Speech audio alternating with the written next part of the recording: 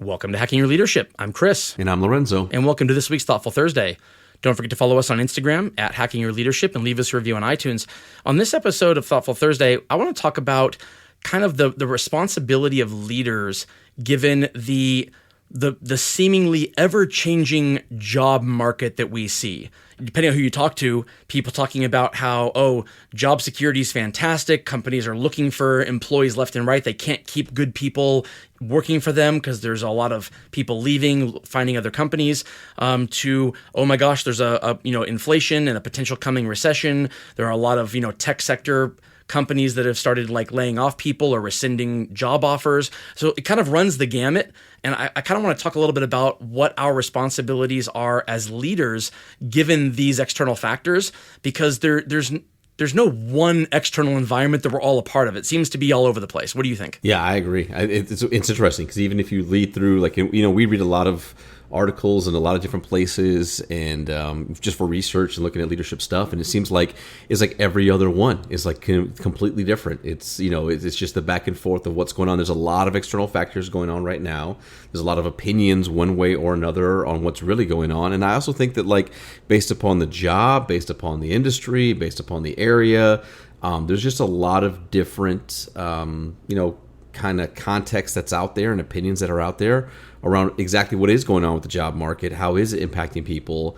What are people looking for? What are companies looking for? And what does this go forward kind of look like? And I think that it's a little bit up in the air right now is how it feels. Yeah, I agree with that. The first thing I want to kind of talk about when it comes to this, and this is kind of paints a good picture of what I'm talking about here, is if you're listening right now, think of a time when you either A, really enjoyed the company that you worked for, but didn't like your immediate boss, or more commonly vice versa, you really couldn't wait to get out of the company that you were working for because of either the overall culture, the broader leadership as a whole, but on the same token, you actually really, really liked your direct boss. That person was very supportive of you. That person helped you try to accomplish your goals. That person knew you could go to them and ask them questions about what the company was, what offerings they had from a benefit standpoint. You really got along with that person. You felt like they were a good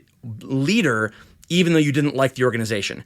And so why this is important is because, we always talk about, people don't leave companies, people leave people, and people stay with people also. I think there are a lot of leaders out there who they feel stuck because on the one hand, they are either trying to keep good people employed and they can't because people are either job hopping or they're using this kind of upheaval in the job market to take on more responsibility or to get paid more. And they're having a hard time kind of keeping that talent there, but they also feel like they're stuck. They don't have any influence or impact on either the pay structure of the organization or the benefit structure or all these broader things that appear to be taking employees away. And so what I want to ask you, Lorenzo, is have you ever stayed at a job where you could have gotten more money, more responsibility, more of a lot of stuff, but you really enjoyed the culture created by your direct boss? So at the very least, you hung around for a lot longer than you would have had it just been about those tangible kind of bucket list things. So I want to ask you that, but first I want to give up the word for one of our sponsors. All right, Lorenzo, have you ever stuck around at a job that maybe you didn't love, but and you could have gotten paid more or more responsibility, kind of better overall on paper, but you respected and really admired and liked your direct leader a lot, and so you hung around? Well, there's a couple of layers to that, right? Do I feel that if I wanted to go somewhere else, do something different, that I could potentially make more money? Probably, based upon kind of how job markets work and roles, that type of thing.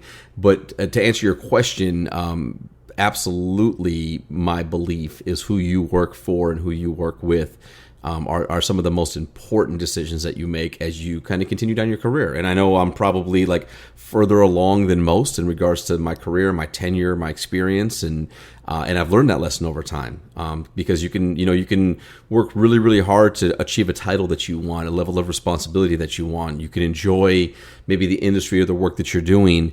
But I think over time, you really start to understand that it really does come down to your day to day. And are the people that you're working with and working for, are they allowing you to be yourself? Are they inspiring you? Are they motivating you? Are they pushing you to become better every day?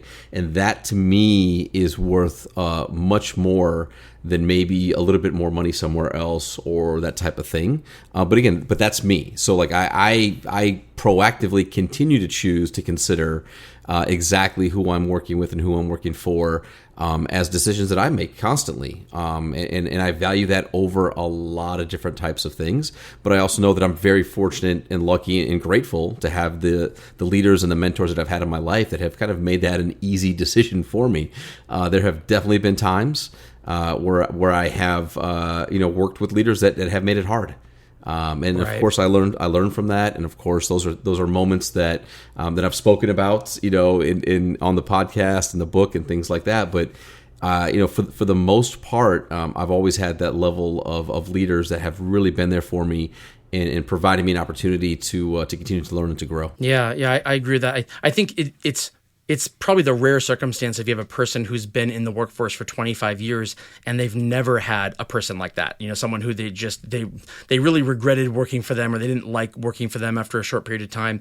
But as long as you learn from that too, in terms of what things you will tolerate and what things you won't tolerate, then that in and of itself, there's some good that comes of it. If you can learn from that experience and make sure that you see the warning signs of the red flags in future leaders before you wake up one day and realize you've worked for them for several years. But I don't want to paint this as like you as a leader, you have all the control in the world about whether or not your people stay or go. At the end of the day, there are certain things that you do not have control over, and I don't want to. I am not obtuse to that. If you have an employee who comes to you and says, "Hey, I found another company doing literally the exact same work, and they're going to pay me 50% more money," that's a lot to be able to contend with, and you will probably have a harder time being able to compete with that, especially if you have no control over whatever your pay scale or benefits are in your organization. But what you absolutely have literally 100% control over is kind of the taste in the mouth of the employee when they leave the organization, if they leave, because the world is incredibly small. It is so much smaller than a lot of people think it is. And no employee will ever leave an organization with a leader who is an amazing leader who does exactly what they're supposed to be doing. The employee leaves because they got either more money or more benefits elsewhere, and they look back on it going, "My leader was terrible." That's not how it works. They might say, "This company couldn't compete. They couldn't pay me what I was worth. They couldn't give me the benefits or the flexibility or the work from home." Whatever it is that is important to you, absolutely advocate for yourself and do what's right for you.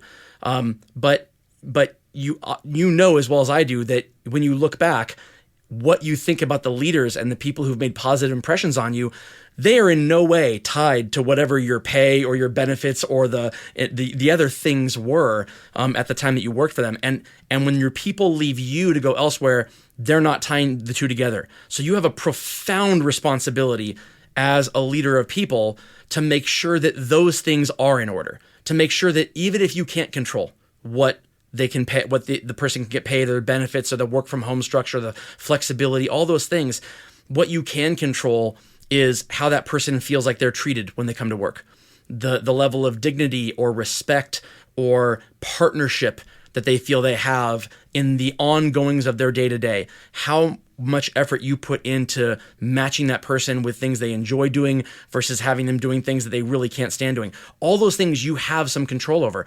And so I think my advice to leaders would be, if you feel frustrated by some of these things happening in the broader job market, really keep in perspective what things you do have control over and what things you don't have control over. Yeah, and considering and thinking about what's your legacy? What are you doing with the work, and how do you feel about how people feel working for you?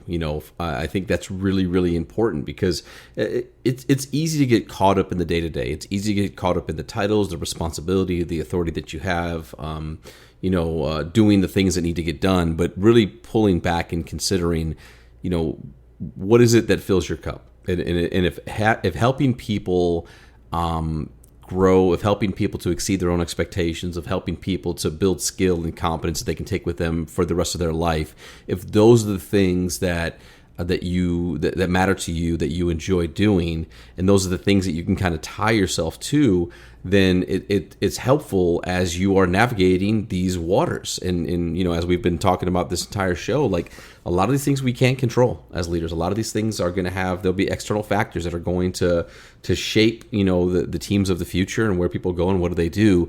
But I think that what we definitely can control is those relationships and showing up for the people that you lead, and making sure that they know where you stand and wanting to help and support them. And also when they have these opportunities, to cheering them on and saying, hey, I get it. You know what I'm saying? Like I hate to see you go, but I totally understand it. And there's no ill will. Like I want you to be successful. I want you to try things out. I want you to gain perspective. And if this is the choice that you're making, then I'm all for it. You know what I mean? Like stay in touch. And those are things that I think can be really difficult to do, especially if you're trying like hell to stay staffed up, when you're trying to bring people on, when you're trying to keep people in your company, like trying to keep, it can be really difficult and taxing to play in that space. But I think that it's just something, I know for me, it's just not a non-negotiable. Like it's just, it's what I think leadership is, and what I think how leaders should show up for their people all the time. Yeah, I completely agree with that. The last thing I'll say on this, and that I think is important, is that if you're a leader of people and you have a person who leaves the organization to go elsewhere, and they're doing it not because of something that you did, but because the opportunity for them is one they can't pass up, that is not an emotional or personal decision that person is making against you. That is a very pragmatic and very logical and thought out decision they're making for themselves and for the benefit of their own family. And it's one that hopefully you would make for yourself if the same opportunity arose. And so the amount of, for lack of a better word, tantrums I've seen online from leaders kind of bemoaning this, people leaving, or, kind of they're telling off their people who have left for these reasons, and these are good reasons to potentially leave or to try something else out. And the leader treats it as almost like a personal affront or slight to them, when in actuality, it is not a personal or an emotional decision from the employee standpoint. It is a very pragmatic and business decision. Keep it that way. Don't burn the bridge with the employee for the catharsis of what you get out of, feeling like you have the last word. All you'll do is eventually you'll figure out that the world is a lot smaller than you might think it is, and you'll end up crossing paths with that person in the future, and it won't go as well as it could have gone had you allowed that employee to kind of leave with grace and dignity and do whatever you could to kind of help them land safely wherever they decided to go. Yeah, and if they do leave because it's personal, it's probably because you suck as a leader. Call it what it is. That's true too. That does happen. And with that, it brings us to the end of this episode. This is Hacking Leadership. I'm Lorenzo. And I'm Chris. And have a great day.